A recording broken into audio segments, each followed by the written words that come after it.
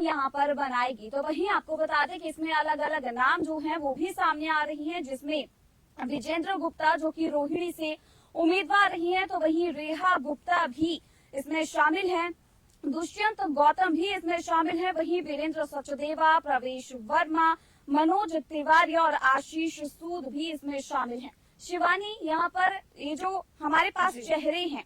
इनमें से इन्हीं चेहरों में से लगातार मंथन जो है वो चल रहा है। इस पर क्या कहेंगे कि क्या इनमें से भी ये जो 7 चेहरे हमारे पास हैं, क्या लगता है कि इनमें से भी कौन सीएम का दावेदार बनने के लिए बिल्कुल सटीक बैठेगा? जी हाँ, देखा जाए तो अगर इससे पहले के चुनावों की बात करें तो भाजपा ने हमेशा ऐसे लोगों को मुख्यमंत्री बनाया है जिसके बारे में आप सोच भी नहीं सकते। बिल्कुल, जिसे हम कहते हैं कि एक आम कार्यकर्ता कब भाजपा का मुख्यमंत्री बन जाए ये कोई नहीं बता सकता। तो मुझे लगता है कि दिल्ली में भी कुछ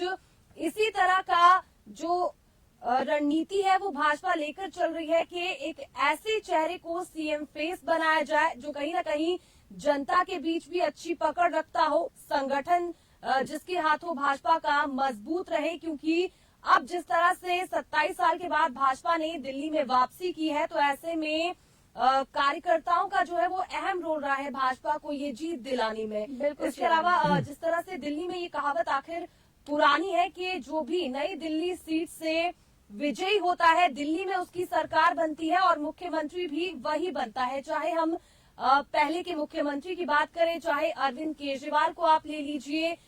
शीला दीक्षित को आप ले लीजिए और साहिब सिंह वर्मा को आप ले लीजिए, तो इसी सीट से जो है लगातार ये तीनों मुख्यमंत्री जीतते रहे हैं और दिल्ली की सत्ता को संभालते रहे हैं। लेकिन भाजपा किसे मौका देगी मुख्यमंत्री बनने का, ये तो तमाम बैठकों के बाद और जब पर्यवेक्षक की आपस में बैठक होगी, चर्चाएं होगी और किसे जो है वो भाजपा विधायक दल अपना नेता चुनना चाहते हैं, इसके बाद ही स्पष्ट हो पाएगा। बिल्कुल शिवानी, क्योंकि भाजपा अक्सर देखा गया है कि जिस भी राज्य में चुनाव होते हैं और ये देखा जाता है कि बिल्कुल सस्पेंस जो है वो सीएम फेस को लेकर भाजपा अंत तक बनाए रखती है। और इस बार भी कुछ ऐसा ही सस्पेंस दिल्ली में भी देखने को मिल रहा है, क्योंकि लगातार आम आदमी पार्टी ने इन चुनावों के दौरान यही कहा है कि अगर इनकेस आम आदमी पार्टी ने ये कहा कि अगर भाजपा आज जीत भी जाती है तो भाजपा के पास कोई भी सीएम फेस का कैंडिडेट ही नहीं है। लेकिन यहाँ पर प्रवेश वर्मा, जिन्होंने आम आदमी पार्टी के सुप्रीमो अरविंद केजरीवाल को पटकनी दी है और यहाँ पर एक मजबूत कैंडिडेट के तौर पर वो उतरे हैं, तो कहीं ना कहीं यहाँ पर तस्वीर साफ हो रही है। शिवानी, सारांश बिल्कुल साफ हो रही है कि कहीं ना कहीं हो सकता है कि इस बार जो प्रवेश वर्मा है वो सीएम फेस के लिए उतारे जा सकते हैं। जी शगुन जी, मैं इसमें कहना चाहूंगा कि प्रवेश वर्मा जो है वो सीएम फेस जरूर उतार सकते हैं, लेकिन कहीं ना कहीं मनजिंदर सिरसा जो है वो भी एक बड़ा चेहरा जो है वो भाजपा का, जिनको वो सीएम के तौर पर उतार सकते हैं। क्योंकि अगर भाजपा की बात करें तो उनकी पंजाब में कहीं ना कहीं पकड़ जो है वो कमजोर है। तो अगर वो दिल्ली में अगर मनजिंदर सिरसा को जो है वो सीएम बना देते हैं तो कहीं ना कहीं जो है एक सरदार चेहरा जो है वो उनको दिल्ली के अंदर मिल जाएगा, जिसके बाद ये हो सकता है कि भाजपा की जो उनसे पकड़ है वो शायद पंजाब में भी कहीं ना कहीं जो है वो मजबूत हो सकती है। जी बिल्कुल, क्योंकि देखिए 5:30 के समय के आसपास खुद पीएम नरेंद्र मोदी, क्योंकि 27 साल बाद वापसी जहां हुई है, तो बिल्कुल यहाँ पर क्यों नहीं ये जश्न का माहौल तो बिल्कुल यहाँ पर बनता ही है और 5:30 बजे वो संबोधन जो है करेंगे। और इसी को लेकर बाकी राज्यों में भी देखा जा रहा है किस तरीके से भाजपा के तमाम जो कार्यकर्ता हैं, समर्थक हैं, उनकी ओर से जश्न मनाया जा रहा है। शिवानी, हरियाणा में किस तरीके से इस जश्न को मनाया जा रहा है? जी हाँ, बिल्कुल दिल्ली चुनावों को हम बहुत अच्छे से रिलेट कर सकते हैं हरियाणा के साथ, क्योंकि जिस तरह से पूर्व मुख्यमंत्री अरविंद केजरीवाल ने ये इल्जाम लगाया कि हरियाणा से जो जहरीला पानी है वो दिल्ली भेजा जा रहा है ताकि दिल्ली वासियों को नुकसान हो, और इसे लेकर तमाम तरह की बयानबाजी, चाहे भाजपा की बात करें या फिर आम आदमी पार्टी की बात करें, तो दोनों की ओर से देखने को मिली। यहाँ पर आम आदमी पार्टी का प्रतिनिधित्व जो मंडल है वो भी चुनाव आयोग से मिला। इसके बाद भाजपा के प्रतिनिधि मंडल ने भी चुनाव आयोग से इसी मुद्दे को लेकर मुलाकात की। हालांकि जब चुनाव आयोग ने अरविंद केजरीवाल से इसके बारे में स्पष्टीकरण मांगा तो वो कुछ खुलकर नहीं बता पाए, और अक्सर आप देखेंगे कि कुछ इस तरह के इल्जाम पूर्व मुख्यमंत्री अरविंद केजरीवाल ने इन चुनावों में अपने शिवानी। विपक्षी दलों पर लगाए, जो कहीं ना कहीं नाकारा थे, और बाद में पूर्व मुख्यमंत्री को इसके लिए माफी भी मांगनी पड़ी। तो कहीं ना कहीं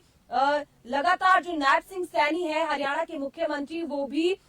अरविंद केजरीवाल पर कटाक्ष करते रहे कि जब हरियाणा का रहने वाला, हरियाणा का बेटा हरियाणा का ही नहीं हुआ तो वो दिल्ली वासियों का कैसे होगा। और लगातार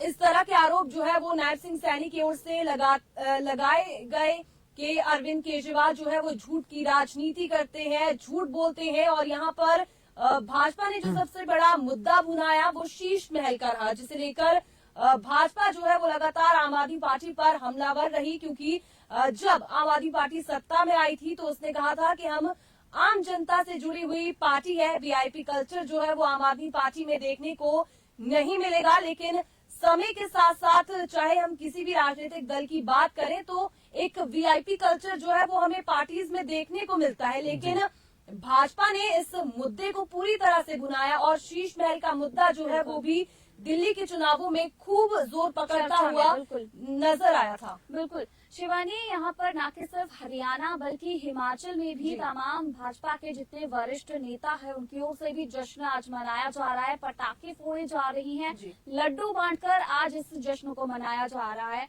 बता दें कि हिमाचल प्रदेश में नेता प्रतिपक्ष जयराम ठाकुर का भी बयान इसको लेकर आया है। जयराम ठाकुर ने इसको लेकर कहा है कि अब दिल्ली में भी डबल इंजन की सरकार जो है वो चलेगी और दिल्ली का चहुमुखी विकास जो है वो अब आगे होगा। तो लगातार आपको आपदा की संज्ञा दी जा रही थी इन चुनावों के दौरान, और एक बड़ी टैगलाइन कहीं ना कहीं ये काम आई है इस चुनाव में भाजपा को इस जीत को फतेह करने में। कहीं ना कहीं इसमें ना कांग्रेस का भी बहुत ज्यादा रोल रहा है, क्योंकि अगर हम बात करें ना कहीं आम आदमी पार्टी के 42% जो उनसे वोट हैं और भाजपा के 46% वोट हैं, तो कहीं ना कहीं जो कांग्रेस है उसके 6% वोट जो हैं वो आम आदमी पार्टी को पिछाड़ते हुए, क्योंकि अगर वो 6% जो उनसे वोट है उसमें पिछले जो उनसे चुनाव है उसकी बात करें तो उसमें 4% का मुनाफा हुआ। तो हम वही पे बात करें, अगर वही जो 4% है अगर वो आम आदमी पार्टी को चले जाते तो आम आदमी पार्टी जो है वो इस समय सरकार बना सकती थी। और कहीं ना कहीं ये जो से 4% वोट हैं ये भाजपा को भी कहीं ना कहीं ये पिछाड़ सकते थे, क्योंकि भाजपा को भी आगे जो इन्होंने दिलाया और कहीं ना कहीं ये भाजपा को पीछे भी कर सकते थे। तो ये 4% जो से वोट थे कांग्रेस के, ये बहुत ज्यादा अहम जो है वो माने गए, क्योंकि पिछली बार सिर्फ कांग्रेस के 3% आए थे, तो इस बार जो है वो 6.59% जो है इस बार कांग्रेस के जो से सारे वोट आए। चाहे कांग्रेस पार्टी कोई भी इसमें सीट जो है वो नहीं निकाल सकी, लेकिन कहीं ना कहीं जो आम आदमी पार्टी को कमजोर जो है इसने कांग्रेस ने जरूर किया है। बिल्कुल यहाँ पर पटकनी खाने को मिली है, क्योंकि अगर हम बात करें 2020 की, कहाँ आम आदमी पार्टी 62 सीटें लेकर आई थी, 62 से 22, और अगर भाजपा की बात करें तो 8 सीटें भाजपा अपने खाते में लेकर गई थी। लेकिन इस बार वही उलटफेर हो चुका है, 22 वर्षा यहाँ पर हो चुका है, क्योंकि भाजपा जहां 8 पर थी 48 पर आ चुकी है, आम आदमी पार्टी जहां 62 पर थी 22 पर आ चुकी है। तो बिल्कुल यहाँ पर पटकनी खाने को मिली है। जी हाँ, बिल्कुल। देखिए, अगर इन चुनावों की बात करें तो भाजपा का जो वोट परसेंट है वो 9.37% यहाँ पर बढ़ा है, तो वहीं आम आदमी पार्टी का जो वोट प्रतिशत है वो 10.41% के करीब गिरा है। ऐसे में हम कह सकते हैं कि जो जनता का विश्वास है वो कहीं ना कहीं आम आदमी पार्टी पर कम होता हुआ यहाँ पर दिखाई दिया, और भाजपा जो कि बहुमत के आंकड़े तक कभी पहुंच ही नहीं पा रही थी, इस बार अच्छा प्रदर्शन करती हुई नजर आई और साथ में अब सरकार बनाने जा रही है दिल्ली में। तो हम कह सकते हैं कि जो भाजपा की ये पूरी मेहनत थी, या फिर पिछले लोकसभा चुनावों की अगर बात करें तो दिल्ली की जो भी सभी लोकसभा की सीटें थी उस पर भाजपा सत्ता में काबिज हुई, तो कहीं ना कहीं इसका फायदा जो है इन विधानसभा चुनावों में भी भाजपा के लिए हमें देखने को मिला है। बिल्कुल, कहीं ना कहीं हम बात करें ना आगे बिहार के चुनाव जो आ रहे हैं उसमें भी ये बहुत जो सी बड़ी जीत तो है दिल्ली में, लेकिन कहीं ना कहीं इसका जो बिहार में चुनाव होंगे ना उसमें भी बहुत ज्यादा असर क्योंकि देखने को पड़ेगा। क्योंकि हम अयोध्या की बात करें, अयोध्या चाहे नरेंद्र मोदी ने रामनगरी बना दी, लेकिन कहीं ना कहीं उनको लोकसभा चुनाव में भी उनको पिछाड़ मिली थी, कांग्रेस वहां पर आगे आ गई थी, लेकिन अब ये देखने वाला होगा कि बिहार में कैसे चुनाव जो है वो भाजपा लड़ती है। जी बिल्कुल सारांश, देखिए हिमाचल की बात करें तो हिमाचल में जहां पर अलग अलग वरिष्ठ नेताओं द्वारा इसको लेकर अब बयानबाजी जो है वो दी जा रही है। बात की जाए सांसद अनुराग ठाकुर की, अनुराग ठाकुर ये कहते हुए नजर आ रही हैं कि आपके पाप का घड़ा जो है वो भर चुका है और जनता ने अपना आशीर्वाद दिया है भाजपा को। और ऐसे ही नहीं, ऐसे भी तमाम कई और भी बयान हैं जो कि देखने और सुनने को मिल रही हैं। अगर हम विधायक और भाजपा के वरिष्ठ विधायक सतपाल सत्ती की बात करें तो वहां पर उनकी ओर से भी ये कहा जा रहा है कि ये बिल्कुल साफ तौर पर देखने को मिल रहा है किस तरीके से दिल्ली में इन चुनावों से ये साफ हो गया कि दिल्ली में राष्ट्रवादी शक्तियां जो है वो अभी भी मौजूद हैं। तो बिल्कुल भाजपा जिस तरीके से बयान इसको लेकर दे रही है तो कहीं ना कहीं ये साफ हो ही जाता है कि जो एक रिलीजन वाइज जो फैक्टर शिवानी अक्सर जिसका जिक्र होता है, कहीं ना कहीं भाजपा के जो तमाम बड़े शीर्ष नेतृत्व हैं उनकी ओर से उस चीज को कहीं ना कहीं बीच में लाया ही जाता है। जी हाँ, बिल्कुल। देखिए, जिस तरह से हमेशा भाजपा जो है हिंदुत्ववादी फैक्टर को लेकर चलती है और दिल्ली की कुछ ऐसी सीटें थी जहां पर भाजपा का ये हिंदुत्ववादी फैक्टर जो है वो काम कर गया और भाजपा को बड़ी बढ़त उस वजह से यहाँ पर भी हमें देखने को मिली है। और जिस तरह से हर एक चुनावों में होता है या हर एक राजनीतिक पार्टी में जो है वो जातिगत अवधारणा जो है हमें देखने को मिलती है और कहीं ना कहीं भाजपा इस चीज को अच्छे से जानती है कि कहां पर किस जाति के साथ हमें चलना है या फिर किस प्रत्याशी के ऊपर किस तरह से भरोसा जताना है, क्योंकि कुछ एक मुस्लिम बहुल जो इलाके थे जहां पर आम आदमी पार्टी और कांग्रेस पार्टी ने अपने मुस्लिम चेहरे उतारे, लेकिन वहां पर भाजपा ने फिर भी एक हिंदू जो चेहरा है उसको उतारा, क्योंकि भाजपा को कहीं ना कहीं ये मालूम है कि उसका जो हिंदुत्ववादी फैक्टर है वो हर चुनावों में काम करता है। और इन चुनावों में भी हालांकि ऐसी कुछ जगहें थी जहां पर हिंदुत्ववादी फैक्टर जो है वो अच्छा काम कर गया। बिल्कुल शिवानी, मतलब भाजपा को बहुत अच्छे से पता है उनकी टारगेट जो ऑडियंस है वो आखिरकार है कौन सी, और इसी को मद्देनजर रखते हुए भाजपा अपनी एक के बाद एक स्ट्रैटेजी को बनाती है और उसी को इम्प्लीमेंट करती है। और बिल्कुल ये भी चीज कहना गलत नहीं होगा कि भाजपा के जितने भी तमाम कार्यकर्ता हैं, समर्थक हैं, एमएलएज हैं, जितने भी नेता हैं, वो बिल्कुल एकता में रहकर एकजुट होकर जो भी कमांड उन्हें हाई कमांड से आता है उसी को फॉलो करते हैं, उसी का अनुसरण करते हैं। और आज उसी चीज का ये नतीजा है कि एक के बाद एक राज्य में भाजपा प्रचंड बहुमत के साथ अपनी सरकार बना रही है। इसमें एक ये भी बात है, कहीं ना कहीं अगर ये इंडियन अलायंस होता तो क्या बात, क्या अगर ये इंडियन अलायंस होता तो क्या आम आदमी पार्टी की या कांग्रेस की सरकार यहाँ पर आ सकती थी? क्योंकि अगर देखा जाए ना, आम आदमी पार्टी के कई विधायक जो से हैं, कई बड़े चेहरे जो बड़े चेहरे जो हैं ये कह रहे हैं कि कहीं ना कहीं भाजपा और कांग्रेस का इसमें मिली भुगत है। क्योंकि अगर हम बात करें चंडीगढ़ की, क्योंकि चंडीगढ़ में भी मेयर चुनाव हुए जहां पर आम आदमी पार्टी ने और भाजपा ने जो है उन दोनों की आपस में टक्कर देखने को मिली, जहां पर आम आदमी पार्टी के वहां पर भी कई आरोप लग रहे थे कि भाजपा और कांग्रेस जो है वो एकजुट हो गई। तो अभी हम बात करें यहाँ पर भी बड़े चेहरे जो हैं आम आदमी पार्टी के, वो ये कह रहे थे कि आम आदमी पार्टी को कांग्रेस का जो साथ है वो नहीं मिला, जहां पर भाजपा को इसका साथ बहुत ज्यादा मिला। तो वहीं हम बात करें ना कांग्रेस आम आदमी पार्टी की, तो आम आदमी पार्टी ने इसमें कई चीजें डाली थी इलेक्शन में कि मुफ्त दिया जाएगा, ये किया जाएगा, लेकिन कहीं ना कहीं लोग जो है वो मुफ्त वाली साइड जाकर ना जाकर भाजपा को अपनी सरकार जो है वो चुनते हुए नजर आए। जी सारांश, देखिए अब कुछ ही समय शेष रह गया है शिवानी, कुछ ही समय अब बचा है। आखिरकार जीत तो हासिल भाजपा इस बार कर चुकी है और इस चीज को अब कोई बदल नहीं सकता। हालांकि खुद अरविंद केजरीवाल ने भी इसके बाद एक वीडियो अपना सोशल मीडिया पर जारी किया जहां पर वो ये कहते हुए नजर आए, जहां पर उन्होंने भाजपा को बधाई दी और उन्होंने जनादेश का ये जो आदेश है इसे स्वीकार किया है। बिल्कुल यहाँ पर ये चीज देखने को मिली और अब कुछ ही समय शेष रह गया है। प्रधानमंत्री नरेंद्र मोदी अब इस जीत के बाद जनता को संबोधन करने वाले हैं कुछ ही समय में शिवानी। जी हाँ, बिल्कुल। और ट्विटर पर ट्वीट करके प्रधानमंत्री नरेंद्र मोदी ने दिल्ली की जनता का आभार भी जताया है, क्योंकि कहीं ना कहीं दिल्ली का चुनाव जो है वो भाजपा के लिए साख का सवाल था, क्योंकि लोकसभा चुनाव हुए उसके बाद राज्य में हमने कई विधानसभा चुनाव देखे जहां पर भाजपा ने काफी ज्यादा अच्छा प्रदर्शन किया और इसके बाद अगर भाजपा के हाथों से दिल्ली निकल जाती तो कहीं ना कहीं फिर से 5 साल का गैप जो है वो भाजपा के लिए हो बिल्कुल जाता। शिवानी। और ऐसे में जिस तरह से भाजपा अब ये दावा भी कर रही है कि दिल्ली में अब डबल इंजन की सरकार है और तेजी से विकास होगा, क्योंकि कहीं ना कहीं आम आदमी पार्टी की सरकार जो है उसका और केंद्र सरकार का गतिरोध चलता रहता था। एलजी के साथ काफी सारा मुद्दे जो है वो भी हमें आम आदमी पार्टी की ओर से यहाँ पर देखने को मिले। तो अब भाजपा जो है वो भी लगातार इस मैसेज को जनता के बीच दे रही थी कि यदि डबल इंजन की सरकार होगी तो दिल्ली का विकास काफी अच्छे तरीके से हो पाएगा, जिस तरह का विकास जो है वो दिल्ली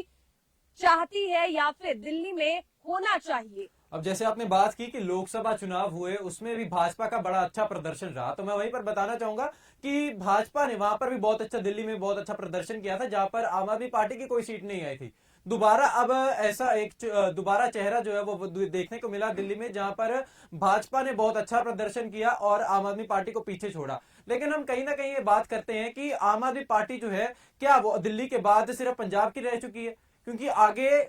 दिल्ली में अरविंद केजरीवाल के जिन्होंने सरकार बनाई उनके आगे ही जो दिल्ली की सरकार जो है अब उनके हाथ नहीं रही। तो अब भगवंत मान के हाथ ही के सर क्या ये सरकार जा सकती है, क्योंकि ये एक बड़ी चीज देखने वाली होगी। जी देखिए, पंजाब के चुनाव प्रभारी जरनैल सिंह है जो कि काफी अच्छे आंकड़ों से अपना चुनाव जीते हैं। हालांकि अब पंजाब के लिए क्या कुछ रणनीति आम आदमी पार्टी लेकर चलती है ये देखना बड़ा दिलचस्प होगा, क्योंकि अब 1 से 2 साल बाद जो है वो पंजाब में भी चुनाव होंगे। क्या दिल्ली जैसी गलती पंजाब में भी अगर आम आदमी पार्टी दोहराती है तो फिर उसे सत्ता से बाहर होना पड़ेगा, या फिर जिस मजबूती के साथ 2022 में चुनाव लड़ती हुई यहाँ पर आम आदमी पार्टी नजर आई थी, बदलाव की एक लहर चली थी और प्रचंड जीत पंजाब में भी आम आदमी पार्टी को मिली थी। हालांकि अब तो ये 2 साल का कार्यकाल ही बताएगा कि आम आदमी पार्टी जो है अपने वादों से या अपने दावों से जनता को कितना खुश कर पाती है। तो इसी बीच आपको टॉप 15 सीटों का हाल भी बता देते हैं कि कहां पर कौन सा प्रत्याशी जो है वो बाजी मारने में कामयाब रहा। जी हाँ, सबसे पहले जैसा कि आप सब जानते हैं नई दिल्ली सीट जहां पर परवेश वर्मा जीते हैं। इसके अलावा जंगपुरा की बात करें तो मनीष सिसोदिया जीते हैं। कालकाजी में आतिशी जीती है। ग्रेटर कैलाश की बात करें तो यहाँ पर शिखा रॉय जीती है। करोलबाग की बात करें तो यहाँ पर भाजपा के दुष्यंत गौतम जीते हैं। इसके अलावा बाबरपुर की बात करें तो यहाँ पर आम आदमी पार्टी के गोपाल राय जीते हैं। तो ये कुछ ऐसी सीट है जो कि काफी ज्यादा हॉट सीट थी। इसके अलावा मोतीनगर की बात करें जहां पर पूर्व मुख्यमंत्री मदन लाल खुराना के बेटे हरीश खुराना भाजपा से चुनाव लड़ रहे थे, ये इनको भी जीत हासिल हुई है। बिल्कुल शिवानी, वैसे जिस तरीके से सुबह से ही हमने रुझान बताए हैं जनता को, और उसके बाद भी देखने को मिला किस तरीके से जब रुझानों के बाद आंकड़े स्पष्ट हुए, लेकिन कहीं ना कहीं शिवानी आप क्या मानती है कि इतना बड़ा जो लूप होल आप क्या मानती हैं आम आदमी पार्टी में कि इतना बड़ा ड्रॉबैक उन्हें इस बार देखने को मिला, सीधा 62 से 22 पर सिमट कर रह जाना, ये किसी नेशनल पार्टी के लिए कोई छोटी मोटी बात नहीं है, खासकर तब जब उस पार्टी के लिए अपने खून पसीने की मेहनत करने वाला जो इंसान है वो ही अपनी सीट हार गया। जी देखिए, सबसे पहले बात करेंगे अरविंद केजरीवाल की, जिन पर अक्सर ये आरोप लगते रहे कि वे आधारहीन आरोप लगाते हैं, क्योंकि हमेशा जब भी हमने केजरीवाल के बयान सुने हैं तो कुछ एक ऐसी बातें उसमें निकलकर सामने आती है जिसका कोई आधार ही नहीं होता, और उसके बाद विपक्षी दल है भाजपा जो कि अच्छे से जानती है मुद्दे को भुनाना, तो कहीं ना कहीं इन चुनावों में भी भाजपा ने इसका भरपूर फायदा उठाया। बिल्कुल जी हाँ। इसके अलावा बात करें शराब घोटाले की तो कहीं ना कहीं आम आदमी पार्टी के लिए पिछले 12 साल का कार्यकाल देखें तो सबसे बड़ा झटका जो है वो आम आदमी पार्टी को शराब घोटाले से लगा। हालांकि कई नेताओं को जेल जाना पड़ा, अब जमानत पर बाहर है, लेकिन फिर भी जनता के बीच एक मैसेज जाता है, खुद अरविंद केजरीवाल को जेल जाना पड़ा। तो ऐसे में कहीं ना कहीं एक ऐसी पार्टी जो पिछले 12 सालों से सत्ता में है और चुनावों से ठीक पहले इस तरह के इल्जाम उस पर लगते हैं, तो कहीं ना कहीं जनता में जो है वो भी अविश्वास की स्थिति पैदा हो जाती है। इसके अलावा अगर बात करें तो कहीं ना कहीं आम आदमी पार्टी जो है वो थोड़ी ओवर कॉन्फिडेंस थी, क्योंकि अरविंद केजरीवाल जो है वो खुद कह रहे थे कि इस जन्म में उन्हें दिल्ली से कोई बाहर नहीं कर सकता। इसके अलावा कुछ एक स्थानीय मुद्दे बहुत ज्यादा हावी रहे, क्योंकि हम भी चुनावों में दिल्ली में हम कई इलाकों में गए जहां पर विभिन्न समस्याएं जो है हमें देखने को मिली। चाहे बात करेंगे सफाई की, सीवरेज की, आपकी रोड्स की, गलियों में प्रॉपर जो व्यवस्थाएं नहीं है उसकी कमी हमें देखने को मिली। हालांकि लोगों का जो कहना था वो ये था कि यहाँ पर जो काउंसलर है, क्योंकि एमसीडी भी आम आदमी पार्टी की है, तो वहां पे कहीं ना कहीं जो काउंसलर ने काम नहीं करवाया उसका खामियाजा भी अब बड़े स्तर पर भाजपा को माफ कीजिएगा आम आदमी पार्टी को भुगतना पड़ा है। इसमें एक ये भी चीज है कि बड़े अरसे के बाद या हम कह सकते हैं कि पहली बार ऐसा हुआ है कि एग्जिट पोल सही गया, क्योंकि अगर हम लोकसभा की बात करें या विधानसभा किसी भी स्टेट की बात करें तो वहां पर ज्यादातर एग्जिट पोल जो है वो गलत ही जाते थे। तो ये पहली बार ऐसे हुआ है कि एग्जिट पोल बिल्कुल सही गया। तो अब ये देखना वाला होगा कि एग्जिट पोल तो सही चला गया, तो इसके बाद क्या आम आदमी पार्टी फिर ईवीएम पे दोष लगाएगी या गुंडागर्दी पे दोष लगाएगी, या ये दोष लगाएगी क्योंकि सीबीआई और ईडी ने जो उनसे उनके ऊपर केस डाले थे उसकी वजह से चुनाव हारे। बिल्कुल सारांश, क्योंकि देखिए यहाँ पे सिर्फ ना कि ईवीएम का फैक्टर रह गया है, अक्सर ना कि सिर्फ आम आदमी पार्टी बल्कि बाकी भी अन्य राजनीतिक दलों की अगर हम बात करें तो वो भी अक्सर ईवीएम पर ही अपनी हार का ठीकरा फोड़ते हुए नजर आते हैं। बहरहाल अगर हम बात करें 2022 में जो चुनाव हुए थे हिमाचल प्रदेश में, तब कांग्रेस जीती थी बहुमत के साथ। उस समय कांग्रेस ने कुछ भी इस तरीके के जो आरोप थे वो नहीं लगाए थे, लेकिन अगर दिल्ली की बात हम कर ही रहे हैं तो यहाँ पर एक ही फैक्टर नहीं, तमाम ऐसे मुद्दे हैं जहाँ पर आम आदमी पार्टी मोहल्ला क्लिनिक से लेकर स्कूल को लेकर और जितनी भी तमाम डेवलपमेंट की चीजें आम आदमी पार्टी अक्सर कहती रहती है कि हमने अपने सरकार के कार्यकाल में ये चीजें करवाई हैं, लेकिन वो भी मैजिक इस बार नहीं चल पाया है। भ्रष्टाचार ये मुद्दा सबसे ज्यादा उठा है और भाजपा के तमाम नेता उन्होंने यही कहा है कि भ्रष्टाचार अरविंद केजरीवाल की सरकार में भरपूर तरीके से हुआ है। तो बिल्कुल ये जो एक फैक्टर है भ्रष्टाचार को लेकर, ये एक ऐसा फैक्टर साबित हुआ जिसकी वजह से अरविंद केजरीवाल अपनी ही जो उनकी सीट थी वो हार गए। और भाजपा नेताओं की ओर से ये भी कहा जा रहा था कि भ्रष्टाचार का नाम लेकर, यानी कि भ्रष्टाचार को खत्म करने को लेकर ही अरविंद केजरीवाल ने राजनीति में वो आए थे, उन्होंने एंट्री की थी, लेकिन खुद अब भ्रष्टाचार वो अपनी सरकार के उन्होंने कार्यकाल में किया है। तो पल पल के अपडेट आपको यूं ही इस तरह देते रहेंगे, बने रहिए द समर न्यूज के साथ।